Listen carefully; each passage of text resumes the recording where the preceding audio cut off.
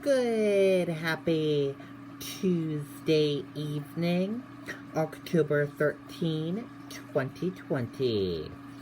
I'm Riley King, and welcome to this Tuesday evening edition of The News with Riley King.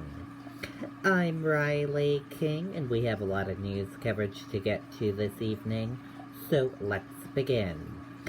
First up, let's take a look at your U.S. stock market and see how your U.S. stock market closed for this Tuesday evening. And here's a look how your U.S. stock market closed for this Tuesday evening. Your Dow Jones Industrial Average closed in the red and went down. Your Nasdaq closed in the red and went down. S&P 500 closed in the red and went down. Gold closed in the green and went up. Oil closed in the red and went down. U.S. 10-year closed flat. Euro/USD closed in the green and went up, and VIX closed in the green and went up.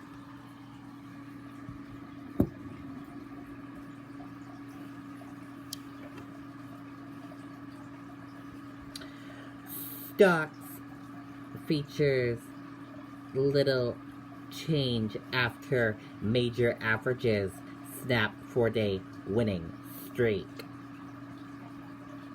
U.S. stock index features were mixed during overnight trading after the major averages registered their first day of losses in 5 trading sessions. Deadly protest shooting. Let's take a listen to that video from ABC News.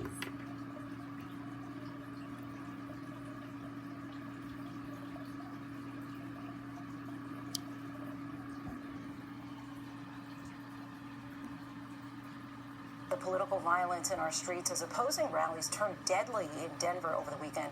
This dramatic image captures the moment right before the gunshot. Police say that the man on the left used pepper spray on the man on the right, who then appears to draw a firearm and then fatally shoots the man spraying him. The suspect, identified as a security guard hired to protect a local news crew. ABC's Clayton Sandell has more. Tonight, new questions about a security guard hired by a local TV station now under investigation for first-degree murder. After a deadly shooting following protests that had been mostly peaceful. It happened as groups from the far right and far left had gathered for competing rallies Saturday in downtown Denver. Lee Keltner, in the camouflage hat, is seen arguing with a man before moving out of frame. Denver Post photojournalist Helen Richardson capturing the moment Keltner and another man, 30-year-old Matthew Doloff, get physical. It escalates immediately. Keltner appears to slap Doloff, who draws a gun. Keltner unleashing a cloud of pepper spray. Then that single shot. Keltner is fatally wounded. I don't know why he went from one argument to another. This all happened in 2 seconds. I didn't go to this event ever in my life expecting this to happen.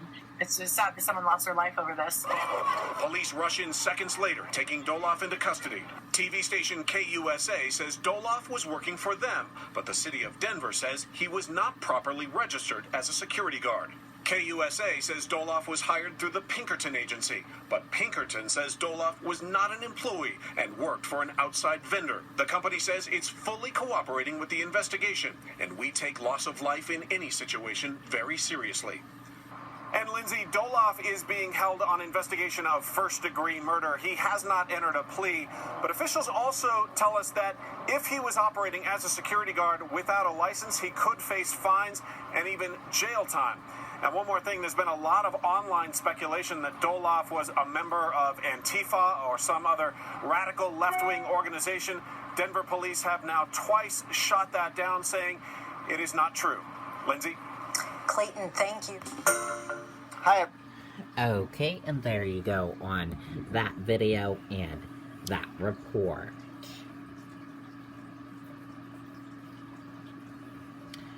Roberta McCain, mother of late Senator John McCain, dies at 180.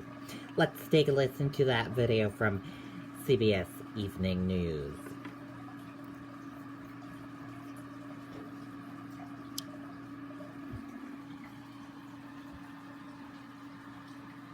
Roberta McCain, the mother of the late Arizona Senator and Republican presidential candidate John McCain, died today at the remarkable age of 108. She had a twin sister, Rowena, that lived to the age of 99. The McCain matriarch was born in 1912, 2 months before the sinking of the Titanic. John McCain's widow, Cindy McCain, said in a tweet that she couldn't have asked for a better role model or a friend than her mother-in-law. She was incredibly vivacious. You got to read about her. Okay, and there you go on that video and that report. And our thoughts and prayers go to the McCain family.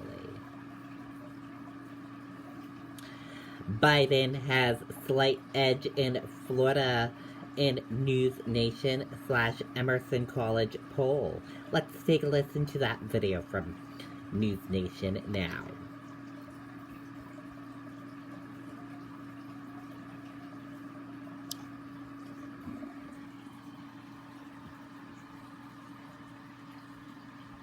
The president's campaign stop in Florida comes as we're seeing the results of the latest News Nation Emerson College poll in the battleground state. News Nation's national political correspondent Dean Reynolds is in the newsroom for us tonight with what that poll reveals. Dean. Marnie, you know, aides described the president as ready to go, and that's the way he looked tonight in Florida at his first real campaign rally since he got sick.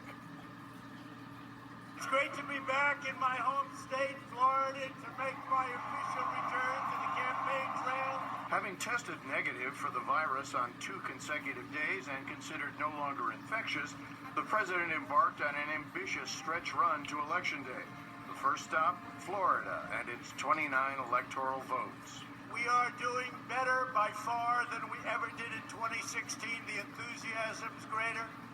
The spirit is greater. We're going to have, if it's possible, an even greater and more important victory than we had just 4 years ago. The president offered his own view of what would happen if the Democrats win. They want to turn America into communist Cuba or socialist Venezuela and ruin the lives of Hispanic Americans and all Americans. Biden would terminate our recovery, delay the vaccine, prolong the pandemic, and annihilate Florida's economy with a draconian, unscientific lockdown. That's what he wants to do, lock it down. Florida is a state Donald Trump carried by just 1 percentage point 4 years ago, but our poll of likely registered voters finds him trailing Joe Biden by 3 percentage points right now, 50 to 47. But because the margin of error is 3.7 percentage points, the race appears to be a statistical tie and still within his reach. 43% in our poll said the president was very conservative, and 40% said the former vice president was very liberal. The state is split 50-50 on who voters expect to win. And yet, while 48% of those polled approve of the job the president is doing, 50% disapprove. In Florida, as elsewhere, the economy remains the #1 issue, followed by health care and COVID-19 specifically. In fact, 47% of Florida voters view the virus as a major threat to public health in the country. In Ohio today, where polls show a close race, the Democratic presidential nominee attacked the president's response to the virus that has killed more than 214,000 Americans, according to Johns Hopkins University, and infected 7.7 million more, including the president himself.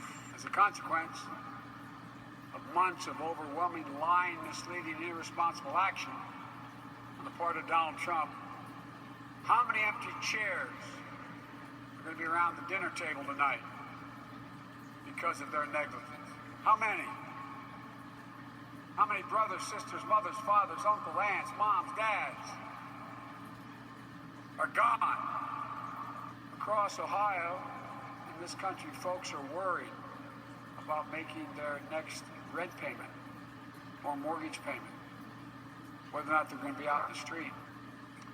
Now, the former vice president, who has also tested negative for the virus, will be heading to Florida tomorrow, underlining how critically important the state is to both campaigns. Okay, and there you go on that video and that report. And that does it for this evening edition of The News with Riley King. Thank you for watching The News with Riley King. Have a great rest of your evening, and I'll see you back here tomorrow evening for another edition of The News with Riley King. Good night and goodbye, everyone.